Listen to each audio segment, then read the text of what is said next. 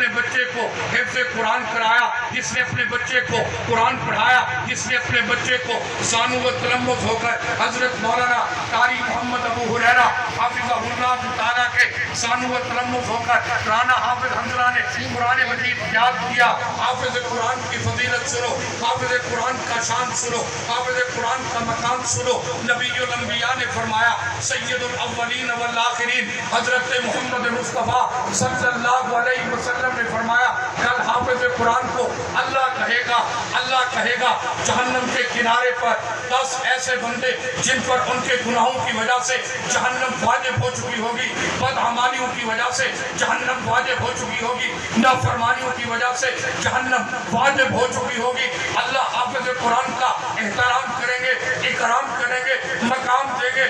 اللہ کہیں گے حافظ قرآن آج تو مجھے بڑا پیارا لگ رہا ہے۔ اللہ کہے گا حافظ قرآن میں تجھ سے راضی ہوں، 10 ایسے بندوں کے ہاتھ پکڑتا جا جن پر جہنم واجب ہو چکی ہوگی۔ حافظ قرآن ان کے ہاتھ پکڑتا جائے گا اور اللہ ان کے لیے مغفرت و بخشش کے فیصلے کرتے جائیں گے۔ کہو سبحان اللہ، بلند آواز سے کہو سبحان اللہ۔ جن کو اللہ نے زبان میں جتنی طاقت دی ہے کہو سبحان اللہ۔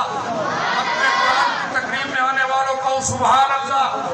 اس قرآن کو خود پڑھو۔ میری آخری بات، حضرت مولانا صاحب الراشدی حافظہ اللہ تعالیٰ نے لکھا ہے کہ آج ہم اپنے بچوں کو تو قرآن پڑھاتے ہیں، لیکن خود میرے بوڑھے میرے والدین بزرگ تشریف فرما ہے، اپنے بچوں کو بھی قرآن پڑھاؤ، لیکن خود بھی قرآن سیکھو۔ قرآن کو صحیح تلفظ میں، صحیح لہجے میں، مخارج کے ساتھ قرآن مجید پڑھنا فرض عین ہے۔